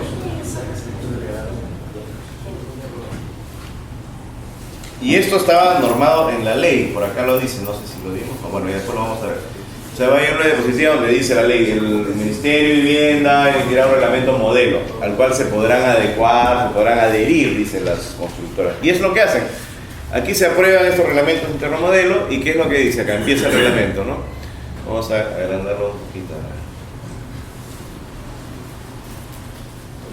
Reglamento interno modelo, ¿no? Régimen de unidades inmobiliarias, propiedad de propiedad común, aspectos generales. Obligatoriedad. El presente reglamento es de observancia obligatoria, sin excepción, para todas las personas tengan la propiedad o posesión bajo cualquier título. O sea, todo el que vive ahí lo cumple. Que forma parte, y acá te da la opción de poner, ingresar el nombre. Si es que el edificio dice, pues edificio Los Pajaritos, ya lo pones aquí. Si no, obviar. De ahí describe la unidad inmobiliaria. Cuando habla de unidad, está hablando del edificio. Cuando habla de sección, está hablando de los departamentos. Dice, unidad es el edificio, ubicación, lugar, ¿no? Departamento, provincia. En el caso, son las unidades. Descripción y uso. La unidad inmobiliaria es, ahí dirá, es un edificio de departamentos, ¿no? Especificar según los tipos. Se le va dando las recomendaciones de qué poner en cada caso. La unidad se encuentra destinada a un uso comercial, residencial, etcétera, ¿no? Acá dice las secciones de propiedad, y aquí es lo que se diferencia de los reglamentos anteriores, ¿no? Dice, ¿quiénes conforman la propiedad exclusiva? El departamento número tal con tantos metros, ¿no? cuadrados para un uso de vivienda. El depósito tal y tal, y así se va describiendo todo. De ahí van a salir después los porcentajes, porque ahí están los metros cuadrados. Áreas y bienes de propiedad común, tales son los áreas y el área ocupada que tiene, tales son los bienes, entonces se va describiendo. Servicios comunes, ¿cuáles son? La limpieza, la conservación, acá vendrá más. Indicar otros servicios que se desee tener. Participación en las áreas y bienes comunes, esto es importante. El porcentaje de participación que corresponde a cada uno de los propietarios de las secciones de propiedad exclusiva de respecto de las áreas y bienes comunes se atribuirá en función del área ocupada. Aquí está ese criterio que el registrador tomó y puso en la partida registral, que es el área ocupada. Quiere decir que en este edificio, donde se utilice este reglamento, en los edificios, perdón, en que se utilice este reglamento, ahí sí tendremos que quien tiene más área tendrá mayor, no sé, votación, peso, las votaciones o pago. Lo del pago puede ser distinto, lo vamos a ver después. Entonces, ahora también la ley, y en este caso el modelo que se ha hecho de acuerdo a la ley por el mismo Ministerio de Vivienda, dice, en caso que se desee utilizar otro criterio distinto al anterior, como área techada, ubicación, uso, se deberá indicar. Pero en la práctica ustedes van a ver, casi todo el mundo pone área ocupada. Según el criterio, o sea, una vez que ya se sabe cuál es el criterio, según el criterio antes señalado, los porcentajes de participación de los propietarios en hacer son los siguientes. Sección, entonces cuando dice sección es departamento, estacionamiento número, departamento número 101, 3.4. El otro tanto, punto tanto. Y al final tiene que dar 100%. Indicar los porcentajes expresados en decimales que corresponden a la sección. Entonces una vez que ya se tiene claro, esto va a servir para el quórum, para los votos, ¿no? La mayoría, etc. Otro tema es los gastos. ¿Que puede ser el mismo criterio? Sí, la mayor, digamos, no sé si la mayor, pero muy frecuentemente es el mismo criterio, pero a veces puede ser otro. Dice, los gastos, el porcentaje de participación que corresponde a los propietarios, etcétera, los gastos de atención, es determinado con base en indicar el criterio que se ha decidido aplicar para la división de los gastos comunes, como uso, espacio ocupado, demanda de servicios, número de personas, a veces no, por el agua y cuántas personas viven, ubicación, accesibilidad, etcétera. Entonces, ¿puede ser el mismo? Sí. ¿Puede ser otro? Sí. Según el criterio antes señalado, entonces nuevamente los porcentajes son los siguientes. Para tal departamento, tanto por ciento. Indicar igual, ¿no? Se exceptúan los gastos de atención de servicios comunes, etc. En fin, utilizar cuando existen áreas. Y así, es cuestión que ya lo revisen y lo vean con calma. De ahí viene variación y reajuste en los porcentajes de participación, derechos y obligaciones de los propietarios, ejercer dominio sobre propiedad exclusiva, vender, hipotecar, etcétera, usar y todo lo demás. Volvamos a la de Bluetooth. Ahí es un modelo de reglamento que generalmente es muy similar porque las constructoras no se hacen mucho tema, mucha complicación y simplemente se adecúan a ese modelo. Listo. Ya, entonces, ahora ya es más fácil de entender cuando dice la ley, ¿no? El reglamento debe contener lo que ya vimos, la descripción de las secciones, los bienes de propiedad común, los derechos y obligaciones, los porcentajes, todo eso está en el reglamento modelo. Puede haber más de un reglamento cuando hay secciones, por ejemplo en los condominios donde hay torres, ¿no? Cada torre puede tener su propio reglamento, su propia junta de propietarios y se puede hacer una junta general de delegados, ¿no? La junta está constituida por todos los propietarios de las secciones de propiedad exclusiva y tendrá representación. La renuncia no impide la constitución y su admisión siempre está expedita. El presidente de la junta goza de las facultades generales de representación de los artículos 74 y 75 del Código Procesal Civil, o sea, para hacer juicios. Para ejercer la representación procesal se requiere copia certificada por notario del acta de la Junta donde conste dicho nombramiento y que esté debidamente inscrita, ¿no? Se entenderá por propietario hábil el que esté en condición de ejercer su derecho a voto en las sesiones de Junta por haber cumplido con todas las cuotas. La directiva declarará la inhabilitación del propietario que haya incumplido con pagar 3, o sea, el que está debiendo 3 cuotas de mantenimiento ordinarias, ¿no? O más, o una extraordinaria, entonces es declarado inhábil, entonces ya no puede votar. Puede participar en las asambleas, las sesiones de la Junta con voz pero sin voto. Pero tales efectos la directiva, si es que hay directiva, o el presidente envía una comunicación al moroso comunicando al que esté inhabilitado y dicha calidad cesará al momento de cancelar la deuda. Los propietarios inhabilitados pueden asistir solo con derecho a voz, ya dijimos, y no se les considera por el quórum. Solo podrán impugnar aquellos que no se encuentren inhabilitados. Lo que decíamos, el problema de siempre, las deudas, ¿no? Los morosos, los instrumentos impagos por la cobranza de las cuotas. ¿Qué cosas son los instrumentos? Una guitarra, son los documentos. Documentos impagos son los recibos, o sea, el recibo, el presidente se presenta ante el juez y le dice al juez, acá están los recibos de mantenimiento del departamento tal, de enero, febrero, marzo, ya van más de 3, así que ya vamos a hacerle su juicio.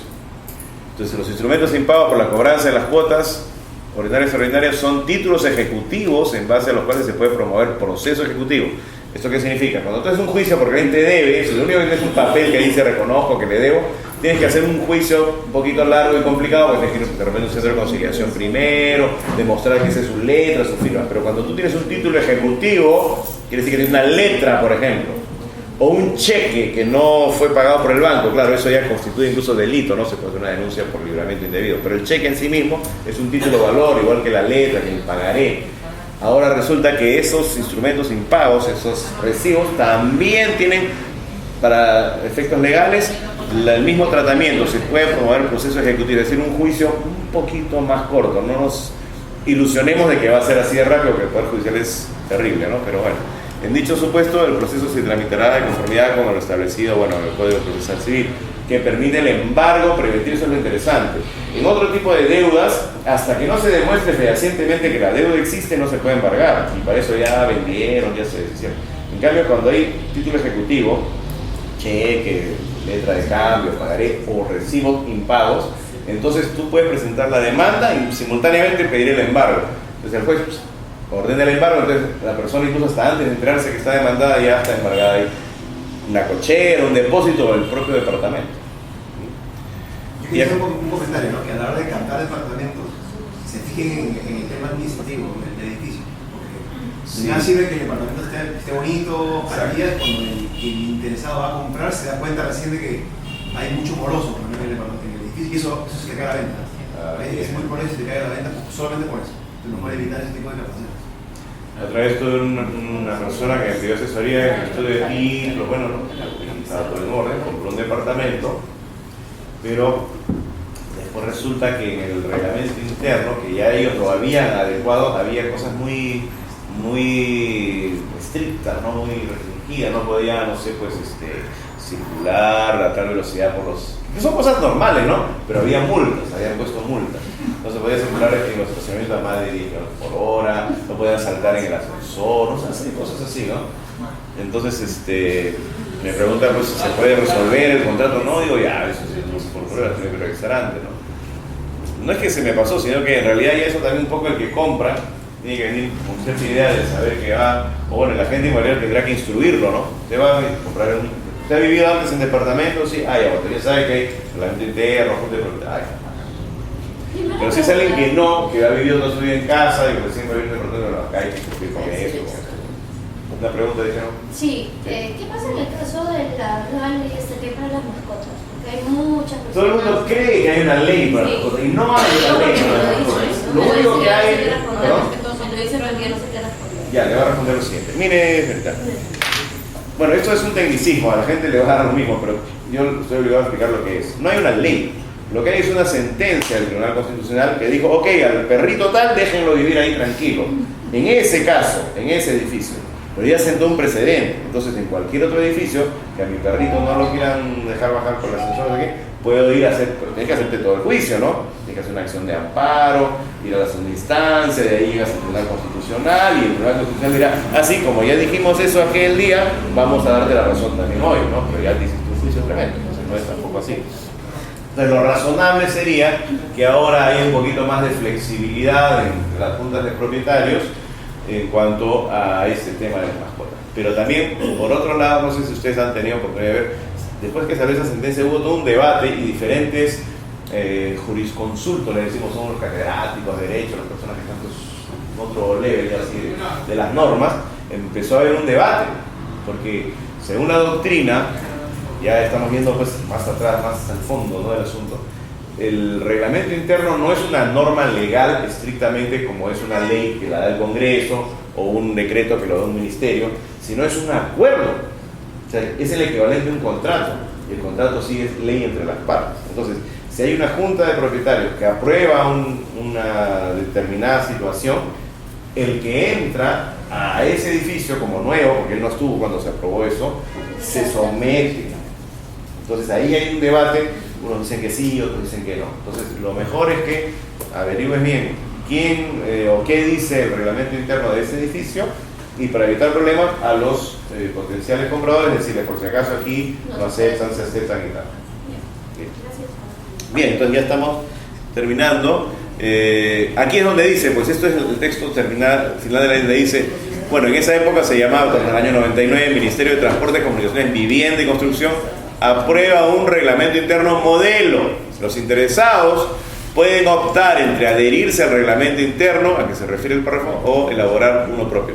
¿Qué reglamento interno? Ese que acabamos de echarle una miradita y que ustedes pueden encontrar fácilmente poniendo reglamento interno nuevo. ¿Correcto? Los reglamentos internos que se encuentren vigentes a la fecha de publicación de la ley 27157, junio de 1999, se adecúan a lo que ella establece, para lo cual la Junta de Propietarios requiere la concurrencia de la mayoría de propietarios en primera convocatoria y de los que asistan en segunda convocatoria. Los acuerdos se adoptan por mayoría de los concurrentes. Ahí prácticamente termina la ley. En el reglamento de la ley hay más detalles que ya no son motivo de aquí, pero ni en la ley ni en el reglamento dice qué pasa para la elección del primer presidente. Entonces, ahí tenemos que ir al reglamento de inscripciones de SUNAR. Ahora vamos a ver las cosas del otro lado de la mesa. Estas son las normas que regulan al registrador. O sea, el registrador, esta es su Biblia. Dice acá, a ver, es interesante, el reglamento de inscripciones de SUNAR, recomiendo que vean porque ahí se regula todo sobre compraventa, etcétera, etcétera. Pero cuando habla de junta de propietarios dice lo siguiente: son inscribibles en la partida matriz de la edificación, o sea, ahí donde está inscrito el terreno, en esa partida registrada, el acto de constitución de la Junta de Propietarios, la designación del presidente y, en su caso, la Junta Directiva, si es que hay, ¿no? Ya dijimos que puede o no haber junta. En mérito al reglamento interno. La designación del presidente o de la Junta Directiva efectuadas con posterioridad se inscribirán en mérito al acta, lo que significa el acta de la Junta en la que conste el acuerdo. Está muy bien. Pero ¿qué pasa si no hay presidente? Aquí viene. Cuando el reglamento interno no haya previsto la convocatoria para la designación del primer presidente, esta convocatoria será efectuada por el propietario constructor. Ya, si lo hace el constructor, no hay problema. Pero ya dijimos que hay constructoras que no lo hacen. O, aquí viene la salida, por los propietarios que representen cuando menos el 25% de las participaciones en las áreas de bienes comunes. Ahora ya sabemos qué significa esto de participaciones en las áreas de bienes comunes. O sea, no necesariamente va a ser que si hay 4 departamentos en un edificio, el 25% es uno de ellos, porque de repente son 3 departamentos chiquitos y uno grandote, y ya uno solo tiene más del 50%, ¿no? Es 25% de participación en áreas de bienes comunes. La convocatoria junta de propietarios se acreditará mediante la presentación de los documentos previstos en el reglamento interno, o sea, los cargos de recepción de las esquelas. Entonces tienes que acreditar al registrador que has convocado a todos los propietarios, y para eso le muestras con un cargo de recepción, ¿no? También podrá acreditarse, dice, por la prestación de una declaración jurada por el presidente, cosa que no recomiendo, porque vaya a ser que por ahí no se notificó bien a uno y él declara bajo juramento que notificó a todos, y ese justo es problemático y se presenta y dice, no, mentira, declaración jurada falsa. Mejor presenten sus constancias. Ahora, ¿qué pasa cuando hay departamentos vacíos? Dices, hay que convocar a todos, ok, pero hay departamentos vacíos y no sabemos ni quién, porque de repente está vacío hace mucho tiempo. De repente, sí, había un chino que compró ahí para invertir, se fue a la China y no sabemos, no sabemos quién será. ¿Dónde encontramos quiénes son los propietarios de los departamentos? En los registros públicos. Porque tampoco es una buena idea pedirle a la constructora, dígame a quiénes le vendió, porque de repente ese ya le vendió a otro, entonces hay que ir a registros públicos. Ahora, ¿cómo sabemos cuál es el número de esa partida registral de ese departamento que está vacío? En la matriz, porque ya vimos que ahí está la lista con todos los numeritos. Entonces, va a tener la junta que invertir en sacarle las copias literales de todos los numeritos para saber quién es el propietario de cada uno, y ahí es que encuentran sorpresas, ¿no? Hasta a veces ellos mismos que están viviendo ahí dicen, oiga, pero el departamento número tal dice constructora no sé cuándo, ¿cómo? Pero si yo he pagado, no sé señor, pero se quedó en alguna parte del camino, de repente se quedó en minuta, de repente llegó a firmarse la escritura, pero no se llegó a firmar, a escribir, a elevar registros públicos, ¿no? Entonces es necesario sacar las copias literales de todos para no tener ningún problema a la hora que se acredite, ¿no? Dice, se acreditará mediante los documentos. También puede ser por una declaración jurada y en el sentido de que todos fueron convocados. Eso es lo que dice el reglamento. Una pregunta, en cuanto a gastos para la constitución de una junta de propietarios, ¿cuánto más o menos estamos hablando que se tiene que gastar? Es en proporción a la cantidad, pues, como te digo, un criterio es que tienes que sacar las copias literales de todititos los departamentos. Entonces, bueno, lo puedes ver más bien desde el punto de vista de cuánto sale por cabeza, ¿no? Y lo multiplicas ya, ¿no? A cada uno pues le puede salir unos 100, 200 soles por propietario, ¿no? Constituir una junta de propietarios tan barato, no es muy caro, ¿no? Por propietario, si hay 100 departamentos, multiplica, sale caro. Entonces, si la gente lo ve así, dice, wow, tan caro, no, pero es porque hay tanto. Ahora, lo otro es quién va a realizar ese trámite, ¿no? Si es un abogado, te va a cobrar un poquito más que si lo hace un tramitador, que también hay, porque no necesitas ser abogado para hacerlo. No, pero a ver, un edificio de 7 pisos en San Isidro, por decir, con 14 propietarios, más o menos salía como 3.000 soles inscribir Sí, claro, o sea, porque los gastos son, primero recopilar la información, tener todas las partidas registrales. Luego hay que hacer la convocatoria, luego hay que hacer el acta, la junta exacta, hay que llevarla a la notaría, hay que legalizarla, hay que inscribirla en registros públicos y ya está. O sea, no es nada del otro mundo, es más engorroso en la medida que sea mayor cantidad de esquelas y de cosas que hay que hacer, pero el trámite más o menos va así. Sí, por ahí es exactamente lo que va. Yo puedo hacer mi cherry con teléfono. Ya, bien. Entonces, ya para ir terminando, porque sé que van a tener sus preguntas y todos quieren mover su carro antes que la grúa se lo lleve, debemos tener en cuenta que en nuestro país actualmente coexisten dos regímenes jurídicos. Uno es el que esta nueva, bueno, ya no es nueva, pero la ley 27157 de julio del 99 ha denominado régimen de unidades inmobiliarias de propiedad exclusiva y propiedad común, que se aplica generalmente a edificios o galerías comerciales, quintas, etc. Ese es uno. Y el otro es el que ya existía, que estaba regulado por el Código Civil, denominado régimen de independización y copropiedad, que se puede aplicar a quintas, galerías y algunos condominios de un solo piso, como el caso que puse de los dos hermanos, ¿se acuerdan? De un solo piso. Si bien ambos deben tener un reglamento interno, junta de propietarios, etc., la diferencia entre ellos es que en el primer caso las áreas no ocupadas se encuentran vinculadas a las áreas exclusivas en forma directamente proporcional al área de esta última, mientras que en el segundo caso coexisten áreas independientes exclusivas y áreas libres, pero ya bajo el régimen de copropiedad. ¿Por qué digo eso? Porque ya dijimos que cuando es régimen de propiedad exclusiva, propiedad común en edificios, las decisiones sobre las áreas comunes se tienen que tomar en la Junta General de Propietarios, ¿no? Y tiene que haber ahí ciertos quórum y ciertas cuestiones. En cambio, en el régimen de copropiedad tienen que estar unánimemente de acuerdo. O sea, si vamos a disponer del área común en un régimen de copropiedad, tienen que estar los dos hermanos, o si fueran 10, o si fueran todos de acuerdo. Es como cuando ustedes van a intermediar una venta y son varios los copropietarios, se podría vender con que firme la mayoría, con que firme el hermano mayor, tiene que firmar todos igualitos acá. Esa es la diferencia, ¿no? Bueno, otro aspecto a tener en cuenta es que el propietario del terreno, generalmente una constructora, al momento de independizar la edificación, constituye la junta de propietarios, pero ya dijimos como un cascarón vacío, y luego inscrito el reglamento en registros públicos, cada persona que compra unidades independizadas se incorpora a la junta, esta junta, digamos, la provisional, y cuando el reglamento interno no ha previsto la convocatoria para la designación del primer presidente, puede ser efectuada por el 25% de participación. Finalmente, es importante considerar que en la actualidad existen edificaciones o condominios que aún no han adecuado su reglamento interno, es muchísimo, por lo que es necesario actualizar dicha situación, así como que existen muchas edificaciones nuevas que no han formalizado la inscripción de su junta de propietarios, lo que les impide realizar una serie de actos jurídicos como celebrar contratos, cobrar las deudas por cuotas ordinarias, etcétera, ¿no? Pueden abrir cuentas. Cuando la junta de propietarios está debidamente inscrita, puede abrir una cuenta bancaria a nombre de la junta. Cuando no tenemos eso, a veces utilizan la cuenta personal del tesorero, del presidente, y eso da problemas, ¿no? Otra cosa, bueno, el tema del RUF, bueno, una serie de situaciones por las cuales debe pues estar formalizada una junta de propietarios. Y con eso, creo que ya hemos terminado y es el momento de las preguntas. ¿Ya hicieron todas las preguntas? Bueno, entonces, son dos mundos que coexisten, ¿no? El mundo normal, digamos, entre comillas, normal, el de las casas y propiedad exclusiva, y en los edificios donde las reglas no son las mismas, donde hay que adecuarse a lo que dice el reglamento interno, a lo que dice esta ley, ¿no?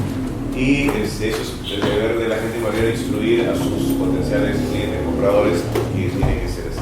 Sí. En el PU a veces aparece un área común que especifica, ese está basado en el... Claro, todos los inmuebles tienen que tener su PU, ¿no es cierto? Ya, las casas no van a tener una área común, pero cuando es un edificio, sí, ahí se especifica. Claro. Es una manera también de entender. Okay, pero el valor creo que le ponen cero, no recuerdo muy bien. Claro, para calcular que no, tú no pagas porque de ahí eso sirve para calcular el impuesto predial. El impuesto predial lo pagas solamente sobre tu departamento, no pagas sobre solamente lo ponen como detalle. Sí, como una referencia.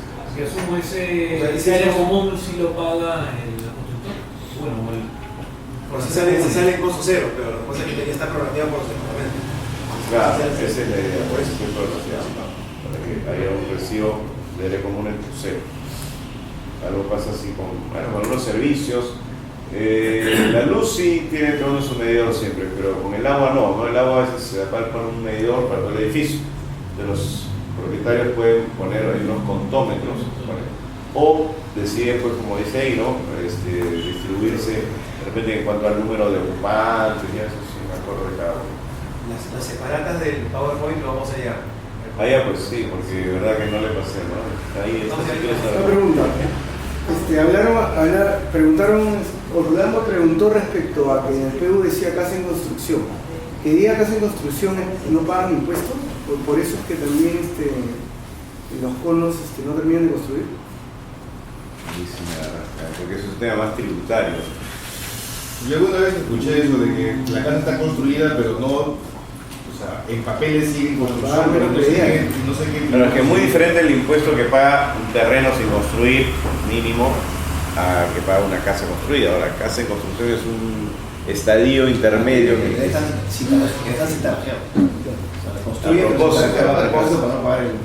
Podría ser, podría ser. Honestamente no veo yo eso directamente, ¿no? Si una constructora quiere comprar un edificio pequeño, ¿tiene que haber unanimidad de los propietarios? O mayoría. Si una constructora quiere comprar un edificio pequeño, ya, que hay ya unos 6, 8 un edificio, por ejemplo, de 40 años. Y ya. Digamos hay 10 propietarios. 9 quieren vender y uno no quiere.